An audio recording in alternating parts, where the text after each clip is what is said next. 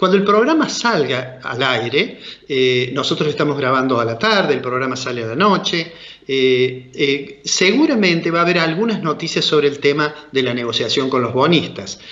Dejo para el final una breve consideración sobre eso, pero permítanme que hagamos algún comentario sobre algo que da la impresión que ha desaparecido del horizonte de las preocupaciones y que sin lugar a dudas es un problema que existe y que va a existir fuertemente, creo yo, en el futuro. Y estoy hablando del problema del aumento del nivel general de precios, de la inflación.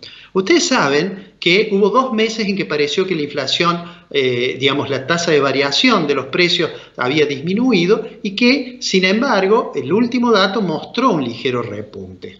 Le voy a pedir al director que ponga en pantalla una placa, que es esta que ustedes ahora están viendo, en el cual está cómo evolucionó el índice de precios al consumidor nacional porcentualmente cada mes, ¿no? Y ahí vemos lo que señalaba de que abril y mayo era solo 1,5. Y lo dijimos en aquella oportunidad que esto mucho tenía que ver con que había precios congelados, el dólar relativamente tranquila, el nivel de actividad derrumbado por la necesidad del confinamiento que trajo aparejada las decisiones sobre COVID-19. Y sin embargo, en el último dato, que es junio, ya aparece con 2,2. ¿Por qué quiero presentarles esto? Porque 2,2 por mes es una tasa de inflación elevadísima. Nosotros tenemos la impresión que no lo es tal porque a lo mejor miramos y en septiembre del año pasado fue casi 6%, pero realmente es una tasa muy alta. Fíjense ustedes, en la siguiente placa, en el siguiente gráfico que vamos a ver, ustedes allí pueden ver cómo variaron los distintos sectores. El nivel general fue 2,2. Pero hay algunos sectores que claramente tienen un crecimiento muy alto.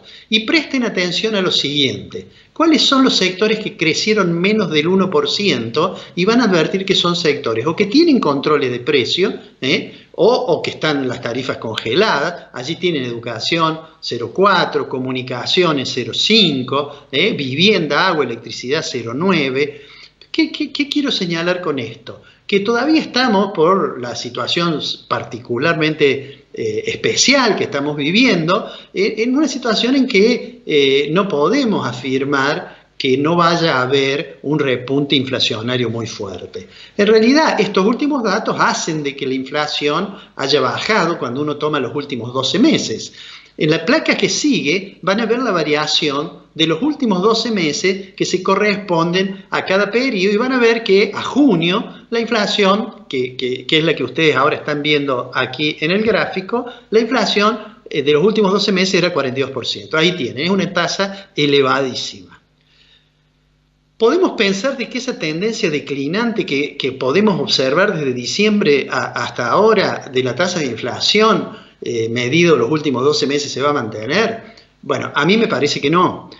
En el siguiente gráfico les voy a dar una de las razones por las cuales me parece que no, y tiene que ver con la expansión monetaria. Miren, allí tienen. Esa es la base monetaria, lo que los economistas solemos llamar dinero de alta potencia. Es la cantidad de dinero de la economía que a principios de año, cuando comenzaba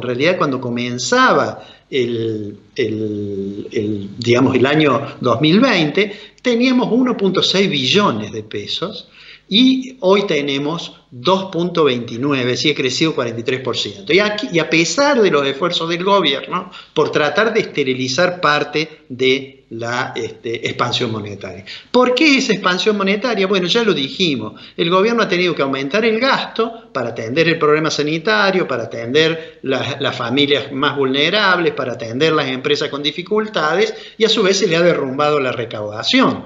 De manera tal que hay una expansión del gasto que en un país en que no tiene la chance de endeudarse más para financiar el déficit fiscal, obviamente lo que hace es financiarlo con emisión. La emisión pasa precios.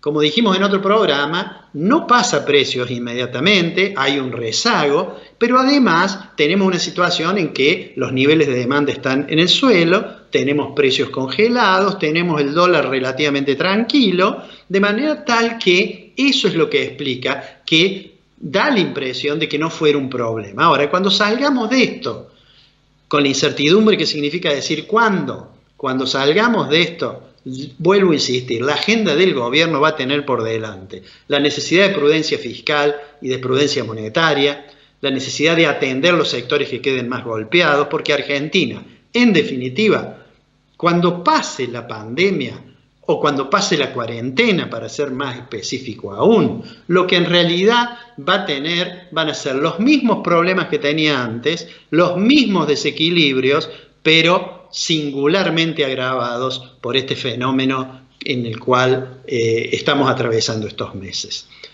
Iremos viendo con el paso de las semanas si el gobierno es capaz de acertar o si los errores que comete nos llevan hacia un destino complicado con el tema de la inflación y con el tema de la recesión.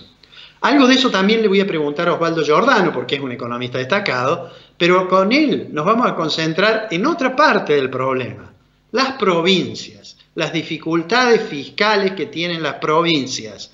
La nación siempre tiene a mano la posibilidad de emitir, aunque no sea lo más recomendable. Las provincias no tienen esa facultad, de manera tal que sus ministros tienen que agudizar el ingenio para ver cómo financian los gastos.